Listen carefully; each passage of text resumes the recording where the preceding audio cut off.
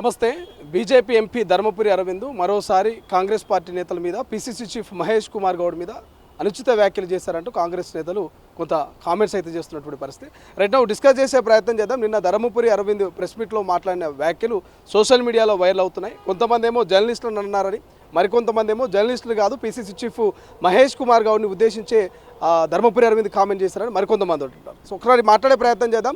Congress party నేత మెట్టు సాయి కుమార్ ప్రస్తుతం మనతో పాటున్నారు. సో ఎట్లా చూస్తారు ప్రధానంగా ధర్మపురి అరవింద్ కామెంట్స్ను? గతంలో కూడా మీరు ఆయన మీద చాలా కామెంట్ చేశాడు, కానీ నిన్న పిసిసి చీఫ్ మీదనే ధర్మపురి అరవింద్ కామెంట్ చేశారు అనేది ఒక చర్చ జరుగుతున్నది. ఎట్లా చూస్తారు?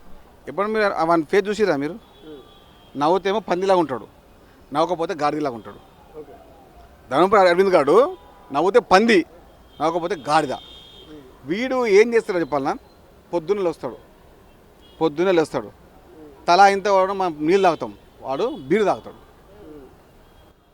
ఒక ఎంపీ అయి ఉండి పొద్దున్నలోగానే తాగుబోతు కుక్క, ఇక వాడు కూడా మాట్లాడుతుండు. నీకు దమ్ముంది అంటున్నావు కదా అరవింద్ దగ్గర. కాంగ్రెస్ పార్టీ ఒక వార్డు మెంబర్ని, ఒక వార్డు కౌన్సిలర్ని రాజీనామా చేపిస్తాం రా. నీకు దమ్ముంటే వాడు పోటీ చేయరా ఈసారి. మహేష్ కుమార్ గౌడ్ ఒక కౌన్సిలర్ కూడా గెలవడం గురించి నేను మాట్లాడానని నిన్న మీడియా ముఖంగా అరవింద్ అసహనం వ్యక్తం చేస్తాను. ఏమంటున్నావు? వాడు మా బొచ్చు అంటున్నావు కదా, వాడు మా బొచ్చు, మా వెనుకతో సమానం. వాడు అరవింద్ గాడు మా వెనుకతో సమానం. వాడేంది మా గురించి మాట్లాడేది? అయ్య పేరు చెప్పుకొని దందాలు చేసినాడు గలీజ్ నా కొడుకు. వాడే మాట్లాడితే మా గురించి శ్రీశైలమన్నా జర్నలిస్ట్ నుంచి వాడు అసమయంగా మాట్లాడతాడు. అరే వాళ్ళ ఎంపీలే నవ్వుతున్నారు అని చూసి బీజేపీ సంబంధించిన కార్యకర్తలకు ఫోన్ చేసి మొన్న ఒకసారి మీటింగ్ పెట్టినప్పుడు అన్నవా నిన్ను మస్తు తిట్టినా అంటారు, నాకు మెచ్చుకుంటారు వాళ్ళే. బీజేపీ సంబంధించిన నాయకులు ఫోన్ చేసి అన్న వాడు సాడిస్ట్, అన్న వాడు లుచ్చగాడు అని వాళ్ళు తిడుతున్నారు. అరే బీజేపీ కార్యకర్తలు నేను తిడుతున్నారు అవులే. అరవింద్ గారు ఎంత దురదృష్టవంతుడు అంటే బీజేపీ కార్యకర్తలే వాడిని పొట్టు తిడుతున్నారు. ఈసారి నేను చెప్తున్నా శ్రీశైలం అన్న, వాడిని నీళ్ళని నాకు ఇచ్చేస్తాం. వాడు ఎక్కువ చేస్తున్నాడు. కాంగ్రెస్ పార్టీ కార్యకర్తకు ముందే నేను చీపులతో కొట్టిస్తాను. కానీ ఇట్లనే సేమ్ ధర్మపురి అరవింద్ మీద మెట్టు సాయి కామెంట్స్ చేస్తే గతంలో చాలామంది అరవింద్కి సంబంధించినటువంటి దగ్గర వ్యక్తులు, అనుచరులు చాలామంది మెట్టు సాయి మీద కూడా స్పందించారు. లక్షల రూపాయలు మెట్టు సాయి వసూలు చేస్తున్నాను ఒక ఆరోపణ కూడా మీ మీద వేసారు. మిమ్మల్ని నిజామాబాద్ వస్తే తరిమి కొడతామని చెప్తున్నారు. సో చాలా విమర్శలు, చాలా కౌంటర్లు కూడా వస్తున్నాయి కదా, మీకు ఎట్లా ఎదుర్కొంటారు? నేను ఏమంటున్నా, ఇప్పుడు ఒక సామాన్య కుటుంబం మాది, ఒక సామాన్య ప్రభుత్వ కుటుంబం మాది. మేము మా నాన్నేం పీసీ పర్సన్ కాదు, మా నాన్నేం వార్డు మెంబర్ కాదు. ఒక సామాన్య కుటుంబం. ఇప్పుడు కూడా మెట్టు సాయి కుమారు వచ్చి రండి, మీరు బస్తీల్లో ఉంటాడు. ఆటో కూడా మా ఇంటికి రాదు. ఆ ఆటో 3 టైర్లు ఉన్న ఆటో మా ఇంటికి రాదు. మా ఇంటికి వచ్చే 2 వీలర్ మాత్రమే. కావాల్స్తే మీరు ఎక్కడికి పోయి ఇప్పుడు ఏమైనా ఉంటే పోయి ఎంక్వైరీ చేయండి. లక్షలో సంపాదించి అంటారు కదా, నాకు ₹1,00,000 శాలరీ వచ్చింది అంతే. ప్రభుత్వం నాకు 2 సంవత్సరాల్లో ప్రతి నెల ₹1,00,000 శాలరీ ఇచ్చింది, అది నిజం. ₹1,00,000 సంపాదించిన నెలకు నా శాలరీ అంటే గౌరవ వేతనం ఇచ్చినారు. అయినా సంపాదించిన డబ్బు. నేను ఎప్పుడు మాది సామాన్య కుటుంబం ముందుకెళ్ళటం. మేము నీలాగా అయ్యే పేరు చెప్పి బీఫామ్ కాదు రావులే. కనీసం సొసైటీలో సభ్యత్వం లేని వ్యక్తికి కూడా కార్పొరేషన్ ఇచ్చారు అనేటువంటి ఒక చర్చ మీ ముద్రా సంఘం సంబంధించిన కొంతమంది కామెంట్ చేశారు, చూసిండొచ్చు మీరు. నేను చెప్తున్నాను, మాది రక్తంలో ఉన్నది మా మత్స్యకార కుటుంబం అని చెప్పి. మా నాన్న బెస్తవాళ్ళు, మా అమ్మ బెస్తామే, మా కుటుంబం అంతా కులపోలేమే కదా, మాకేం సభ్యత్వం అవసరం లేదురా, తెలుసుకోండి. మత్స్యకార కుటుంబము మాకు బాధ్యతగా బెస్తవాళ్ళంటే చేపలు పట్టేవాళ్ళు. యాదవులు అదేవిధంగా కురుమలకు ఏ వ్యవస్థ ఉంది, నాయ బ్రాహ్మణులకు ఏ వ్యవస్థ ఉంది, రజకులకు ఏ వ్యవస్థ ఉందో అదే మాకుంది. నువ్వు మా కులం గురించి మాట్లాడే స్థాయి మీకు లేదు. ఈసారి నిజామాబాద్లో ఉన్నట్టు గోండ్ల కులస్తులు, గంగపుత్ర కులస్తులు ఈసారి నీకు ఒక్క ఓటు కూడా వేయకుండా బాధ్యత నా చూసుకుంటా. ధర్మపురి అరవింద్ ఇటు ముఖ్యమంత్రి మీద, ఇటు పిసిసి మీద, ఇటు రాష్ట్ర పరిపాలన మీద, అటు రాహుల్ గాంధీ మీద కూడా వరుస కామెంట్ చేస్తున్నారు. సో ఎందుకు ఈ రకంగా కామెంట్ చేస్తున్నారు అనుకుంటున్నారు? నేను ఏమనుకుంటున్నా అంటే బీజేపీలో వానికి ఏదో అవసరం ఉందనుకుంటా. వానికి దేకరు అని, వాడు కాలుకున్న చెప్పులు అంటాడు, వేసుకోనికేనే పనికొస్తాడు. ఇంటికి లోపలికి వెళ్ళే ముందు ఇంటి బయటనే ఉండాలి. అది బంగారమైనా కానీ, అది వెండైనా కానీ, అది లబ్బర్ చెప్పులైనా కానీ, వాడు ఎందుకు పనికిరాని చెప్పు కానీ వెదవా. ఇలాంటి జంగిలి గారి కోసం ఒకటే మాట చెప్తున్నా, అరే అరవింద్, నీ ఒంట్లో తెలంగాణ రక్తం ప్రవేశించి ఉంటే, నీకు దమ్ముంటే నువ్వు రాజీనామా చేయకు ఎంపీ. నువ్వు వచ్చి కాంగ్రెస్ పార్టీ వార్డు మెంబర్గా, కాంగ్రెస్ పార్టీ వార్డు మెంబర్ కొన్ని కౌన్సిలర్ని మేము రాజీనామా చేయిస్తాము. ఆవిటి పోటీ చేయ దమ్ముంటే, నీకు దమ్ముంటే వాడికి వచ్చి పోటీ చేయి. కొడుక నీకు దీపావళి రాకుండా బాధ్యత మేము చూసుకుంటాం. బేవకూఫ్ గాల గురించి నేను మాట్లాడినని కూడా పీసీసీ చీఫ్ను ఉద్దేశించి మాట్లాడిన ఒక చర్చ జరుగుతున్నది. సో ఏం చెప్తారు అన్నది జర్నలిస్ట్ని కాదు కాంగ్రెస్ పార్టీ పీసీసీ చీఫ్ను అనేటువంటి ఒక చర్చను ప్రధానంగా వినిపిస్తూ ఉంది. ఎట్లా చూస్తారు? బేకార్ గాన్ల గురించి మాట్లాడలేము నేను అంటున్నాను కదా.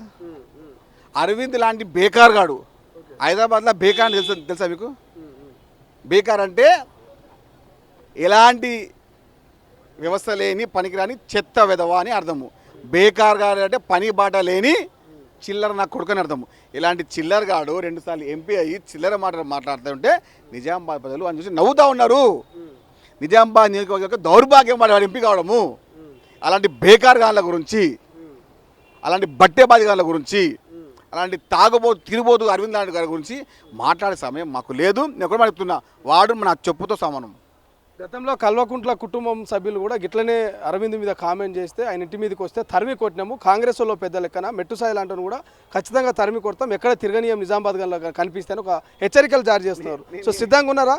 నేనేమంటున్నా మన శశిలమన్న, ఇప్పుడు కొట్లాడని తెచ్చుకుంటే ఆ సమయం సందర్భం ఏదైనా పర్లేదు, స్థలం ఏదైనా పర్లేదు, దానికి సిద్ధంగా ఉంటాం మేము. కొట్లాడ మాకు కొత్త కాదు, యుద్ధం మాకు కొత్త కాదు. మీరు అనుకుంటారు కదా ఏది నలుగురు కిరాయిగా ఉంటారు 100 రూపాయలు. అరే బాబు మా అమ్మ ఉండే నికాసైన కార్యకర్తలు, మమ్మల్ని ప్రేమించే అభిమానులు, మమ్మల్ని ఇష్టపడే అభిమానులు, మీరు తట్టుకోలేరు. మీరు నీ పక్కన ఉండే వాళ్ళు కూడా నా వాళ్ళే. అరవింద్ నువ్వు మర్చిపోకు, నీ పక్క ఉండే వాళ్ళు కూడా నా వాళ్ళే. తలుచుకుంటే నేను అక్కడనే వాళ్ళు ఏం చేయాలో చేస్తారు. నీ ఇంటి పక్కన వాళ్ళతో నా వాళ్ళే, మర్చిపోకు. హైదరాబాద్ వచ్చినా నిజామాబాద్ వచ్చినా నీకు అంత దమ్ముంటే చూసుకుందాం, గల్లీనా పర్లేదు, ఎక్కడైనా పర్లేదు.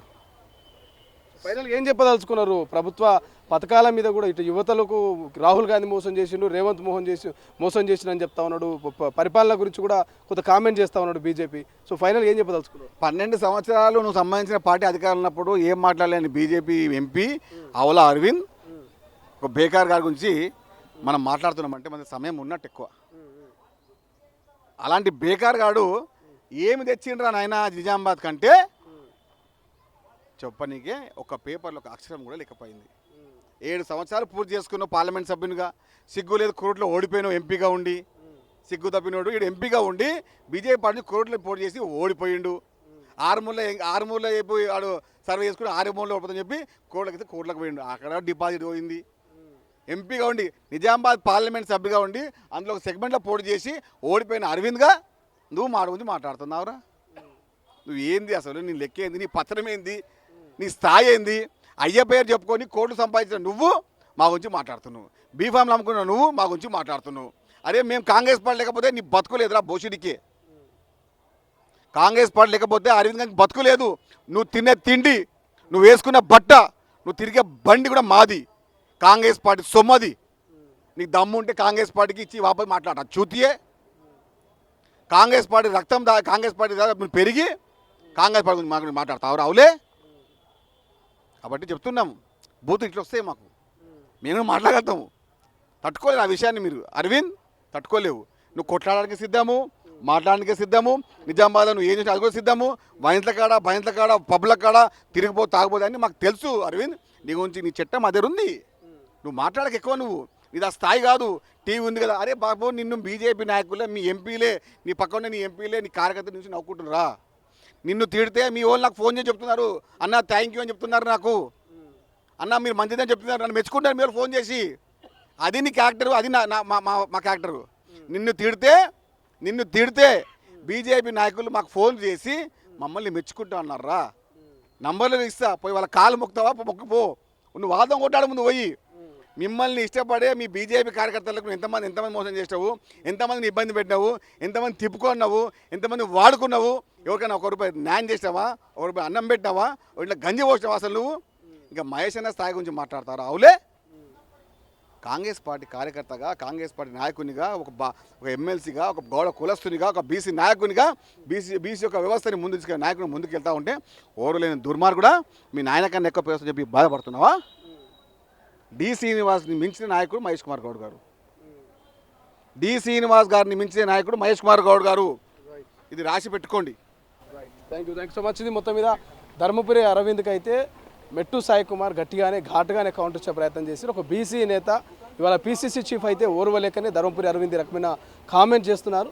సో ఇదే రకమైనటువంటి కామెంట్ చేస్తే చూస్తూ ఊరుకోమంటూ ఒక హెచ్చరికను జారీ చేశారు. చూద్దాం తెలంగాణ రాష్ట్ర రాజకీయాలు ఎటువంటి పరిణామాలకు దారితీయబోతున్నాయి, ఏం జరగబోతున్నారు. కెమెరా పర్సన్ అజయ్తో శ్రీశైలం, తొలి వెలుగు, హైదరాబాద్, గాంధీ భవన్.